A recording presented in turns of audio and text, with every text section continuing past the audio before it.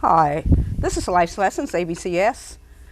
I'm Carol Bolton L., and I'm the lamb of the noble prophet, Noble Drew Ali. And I'm going to tell you why I say that. I have some other Moors in the audience, and they probably don't think that I'm the lamb of the prophet, Noble Drew Ali, and I'm going to tell you about it in a minute. But today, who I have is the Supreme Grand Sheik and Chairman of the Moorish Science Temple of America. We're going to talk about unity, which we really do need to talk about unity. We're going to talk about Unity Hall, 3140 South Indiana.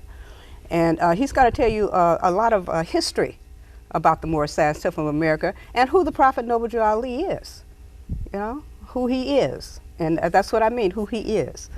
And thank you so much, brother, for being here. I really appreciate it. I really appreciate it. It's really an honor to be here with you. And I know you as the Supreme Grand Sheik of the Moorish Science Temple of America and Chairman. Mm-hmm. I know you as a married man, you're a husband. Yes. You have children. Yes. You have grandchildren. You Yes. speak more than one language. Yes. You read 3 books at a time. One in the special place, one by the bed, and one on the table. Right on. You remember well. I remember. I know you're kind, you're mannerable. Thank you. How do you describe yourself? I describe myself as a freedom fighter for our people. I think the paramount reason for being involved for me in the Moorish Science Temple of America is because it gives us an avenue to fight for the rights of our people. When I say fight, I don't mean literally. I mean in terms of getting knowledge so our people can uplift themselves. Because let's face it, with more information, we can make better decisions. Mm-hmm. We know this to be a fact. Yes. And for our people to make better decisions on their lives, they would first need to know who they are, where they come from, and where they're going. Exactly. And the Prophet Noble Drew Ali provides that kind of information for us. Okay. It would take a lifetime to talk about what he has done for our people. And I'm not sure if we have a lifetime on this show, but we're going to utilize as much time as we can to amplify his good deeds that he has done, not only for us, but for the world as well. Exactly. Who is Noble Drew Ali? Many people have never heard of Noble Drew Ali, unfortunately, but those who have must know that he is one of the greatest men of our century, of our time. Yes. Because what he put together for us is everlasting, and that is the Moorish Science Temple of America, his Moorish Science Temple of America.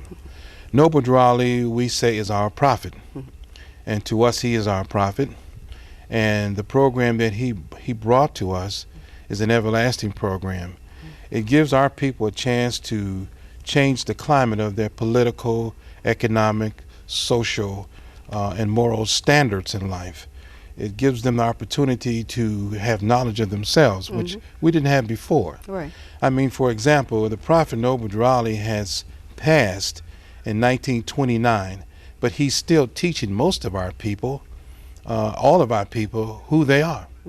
And when I say who they are, we are Moorish by descent. We are Moorish Americans, descent of Moroccan, born in America. We didn't know that until he brought us this kind of information. That's right. And also he brought us 5 divine principles that are the strongest principles in the universe.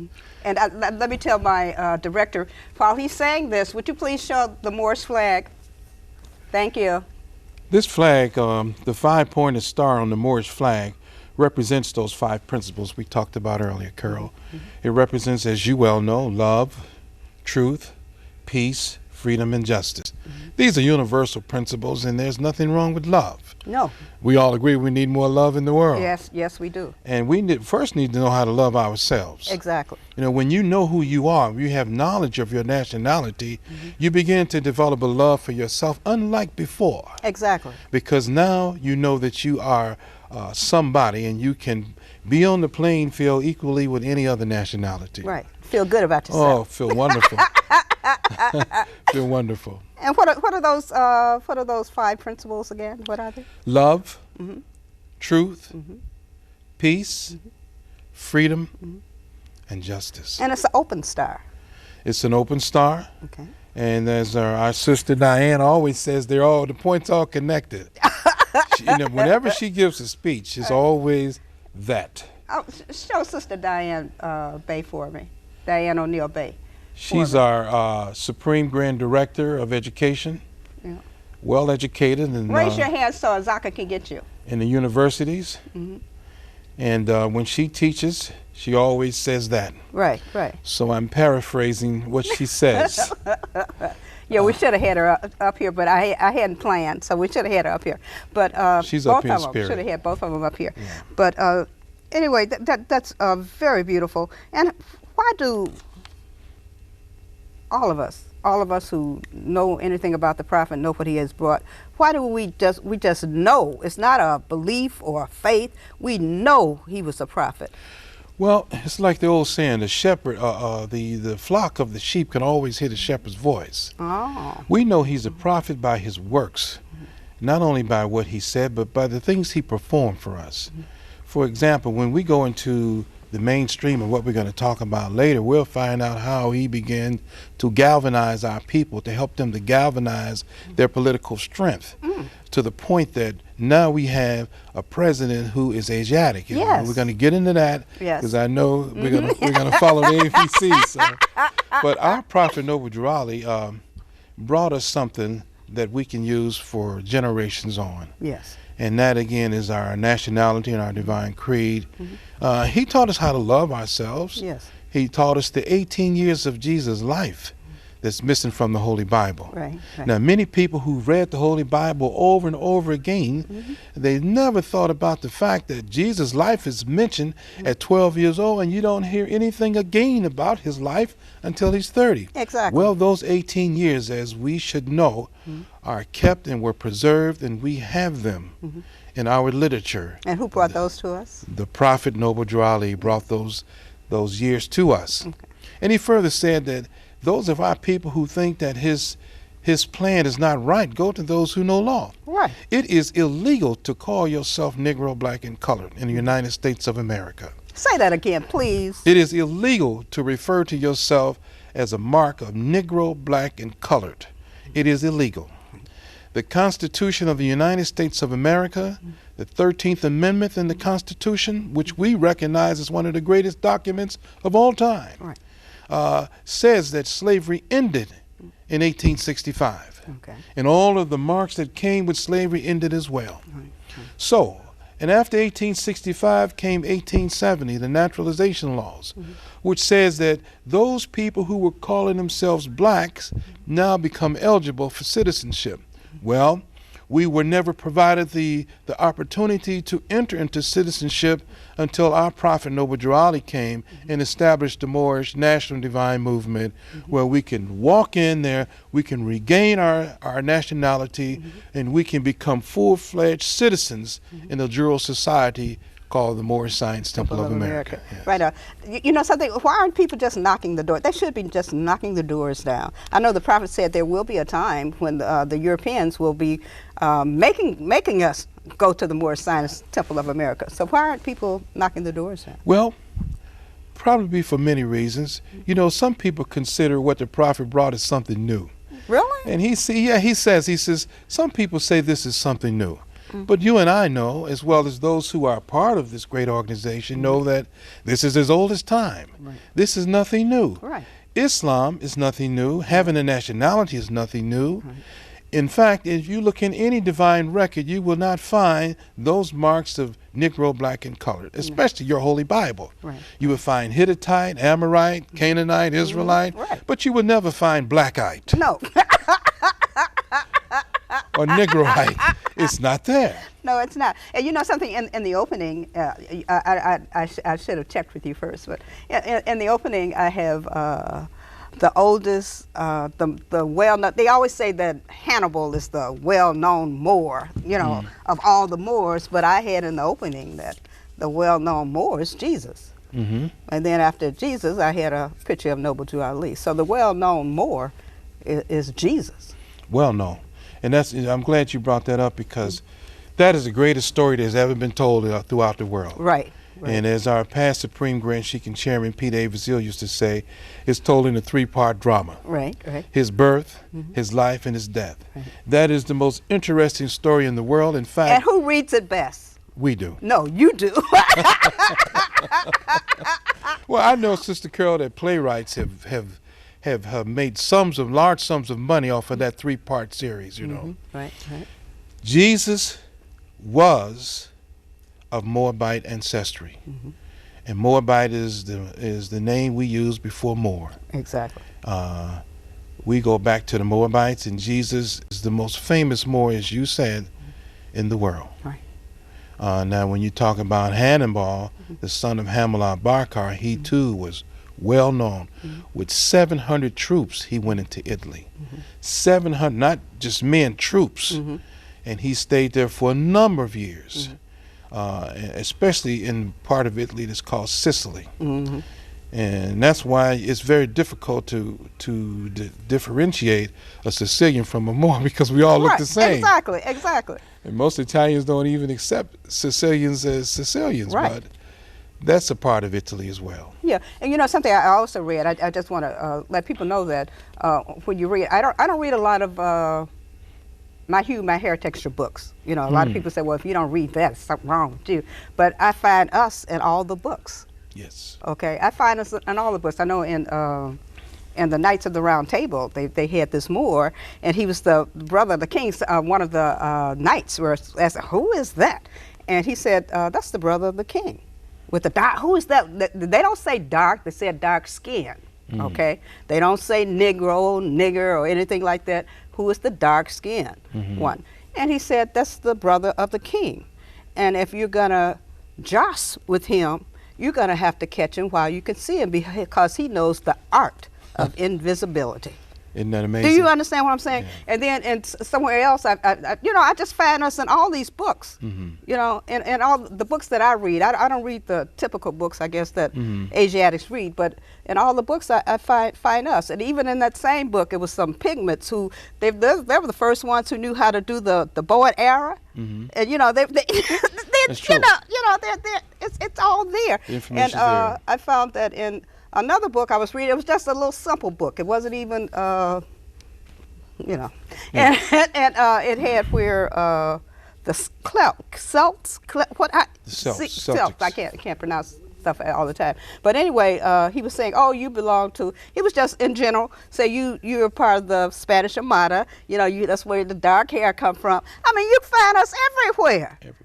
I mean, I don't care how far you go back. Because if we weren't there, it wasn't anything there. Absolutely. You know? And it's interesting that you said that, because economically speaking, we control the economics around the world simply because we sailed the seas when most Europeans thought the world was flat. Right. And we were able to trade all over the world using the instrument called the Moorish astrolabe, which we could navigate at nighttime with, and we could navigate at day. It didn't matter. Right. So, and we built the strongest ships. We were a world power. Unfortunately, what happened, the infighting happened between us. And unfortunately, as history says, many of us were kicked out of Spain, particularly because we held Spain for 700 years. 800. 800. I thought it was 800, I yeah. don't know that. Well, you say 1480, that's when the Spanish Inquisition started. By 1492, it had come to full-fledged.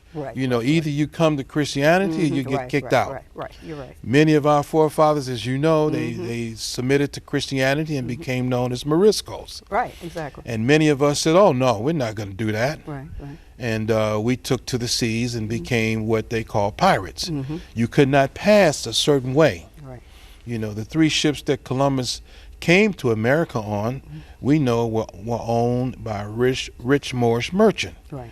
And we knew the route because we had been there many times before. Exactly. In fact, the internet is so amazing now. You can type in Christopher Columbus Journal and you can read how he writes.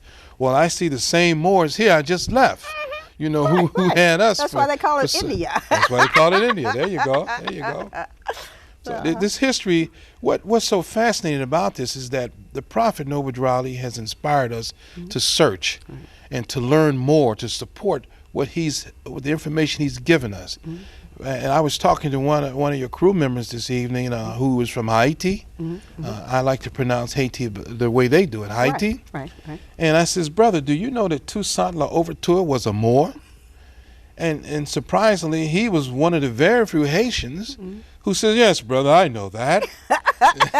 Yeah, because he studies a lot. Yeah. So Zaka. But it's true. Right, right. It's true. I mean, there were so many great Moorish leaders of Moorish descent all around the world. It gives us a lot of pride to claim that nationality as well. Because when we trace ourselves back, we can't trace ourselves to Mississippi or Georgia. No, we go beyond Mississippi and Georgia. Right. Is that correct? Exactly. We go beyond. We go to the Moroccan Empire, Right. that stretched from Northwest Africa, Southwest Africa, across the Great Atlantis into North, South, Central America, according to the Prophet Noble Ali. Right. We are learning so much from Prophet Noble Ali that every day we read his teachings. It's extremely exciting for us. Yes. It's exciting for you. It's exciting for me. Yeah. And those who didn't know, it's exciting for them too, because when they know, without doubt or contradiction, the first thing they say is that, "Oh, I didn't know that." Right, right, right. And it's registered on their brain. Yes. The moment you say, "Oh, I didn't know that," it's registered there. And they'll find it somewhere anywhere. They can Somewhere go, you know something, because once you read it and then you start looking for things, and a lot of times the books and stuff will come to you. Even the movies. Right, and the movies. Look at right. Martin Lawrence in the movie Black Knight. Right, right. When he when he went back in history, they didn't call him black in the movie. We were talking about that last week. They called him the Moor. Right, exactly. Yeah. Exactly. Which they should have. Right, right. Because it's based on history. Yes, based on history. The film was based on history. Absolutely. And that was history. Yeah, because I know this, one of the latest things that Denzel Washington did, what is it, Isaiah? What was it? What was that? The book of... the book of Ezekiel or something like that? I don't know what it was. Well, he was blind and he was right. Carrying the Bible with him. Right, but he wasn't really, was he really carrying the Bible with him, or did he have that here? It must have been in his brain. It was sit here. Absolutely. And then I read something about Noble Ali. That's the way he had to present himself, because they were, you know, they knew that he was coming to bring us that knowledge. Oh, of course they knew. And so he had to carry it here. Yeah. He had to carry it here, you know. And in so fact, they were expecting him. Yeah. They were expecting the Prophet Noble Ali. Right. So much that when we get into this Unity Hall history, it's amazing. And we got to get into that now. We got to get into that now. We've got to get into what is the Unity Hall. Unity Hall is a building that was once called a Lakeside Jewish Social Club, something of that sort. It was built in 1887.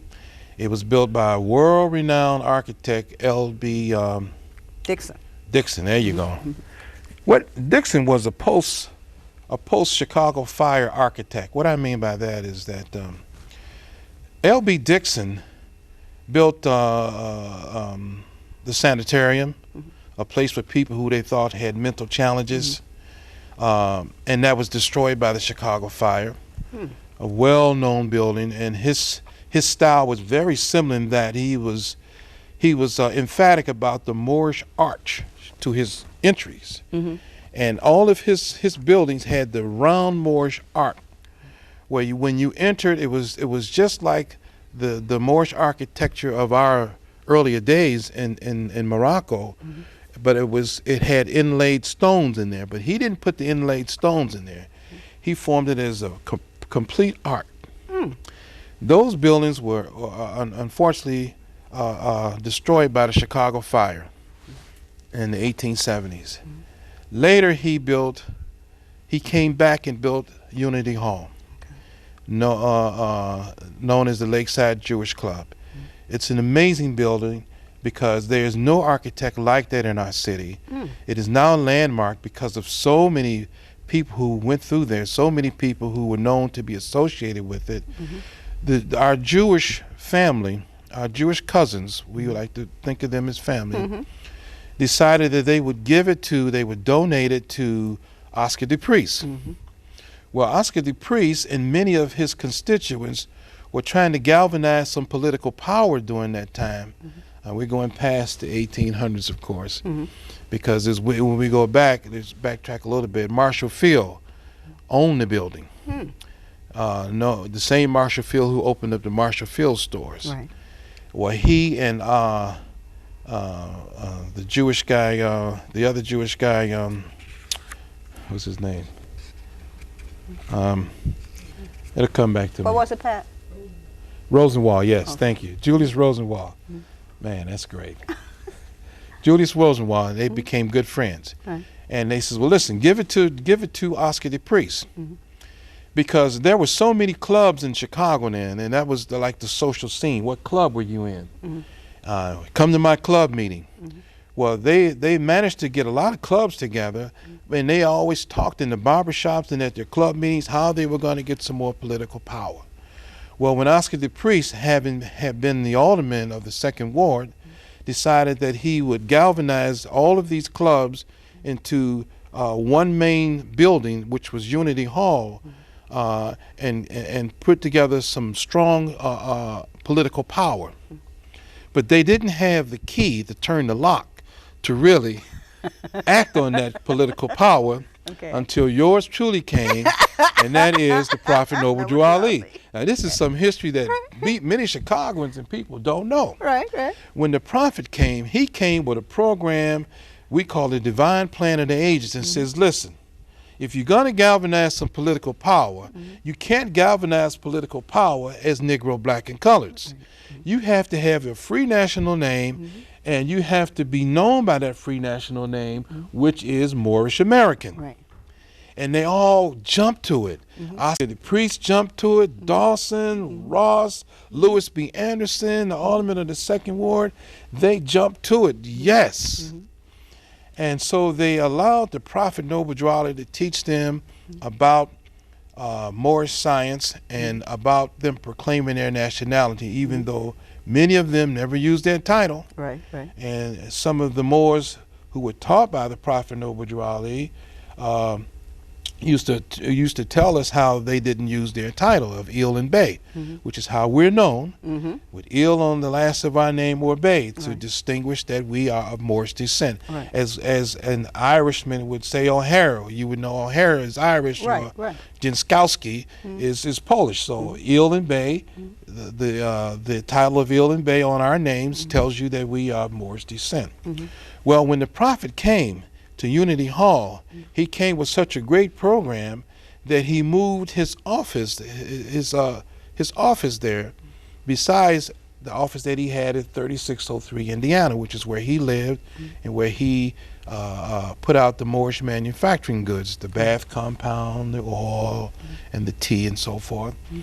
And they gave him an office. When you walk into Unity Hall, to your left was his office, to the right was Oscar the Priest's office, which his safe is still in that office. It's never been opened, which we plan to do. We've, as you know, we're going to talk about how we have acquired it, and would very much like to help to continually acquire it and restore it back to its original splendor. But Unity Hall was where our people galvanized their political power. And they were in there pushing for Oscar the Priest to become a member of the House of Representatives in Washington, D.C. And Oscar the Priest says at one time that he says, I believe with the help of my Moorish American friends and family, I have won the election. And many people don't realize that during that time, we're talking about 1928, the membership of the Moorish Science Temple of America was estimated to be 5,000 and plus. So you're talking about 5,000 votes that we know was able to push Oscar the Priest into that office of a representative of the United States of America, House of Representatives. So not only the first one from the north. First one from the north, exactly. So the second floor had 10 rooms, third floor had 10 rooms. Many people lived there. There was the Chicago's Boosters Club there as well, and that was headed by Claude Green Bay, who was also the former business manager for the Prophet Noble Drew Ali. There they planned excursions to Georgia and other places around the United States for those who had the financial gain, the financial money. But Unity Hall has a great history because not only did they galvanize political power there under the leadership of Prophet Noble Drew Ali, but it was the place that we had our first annual national convention in 1928, and that was October the 15th through October the 20th, 1928. And there was attendees from all of the 15 temples around the United States of America. So it has significance to us, great significance. Right. And you know something, we only have 1 minute for this segment, but we're going to get back to this segment because I know you still want to let people know that you've acquired the building, that we need help in restoring the building Yes. to its original state. And we're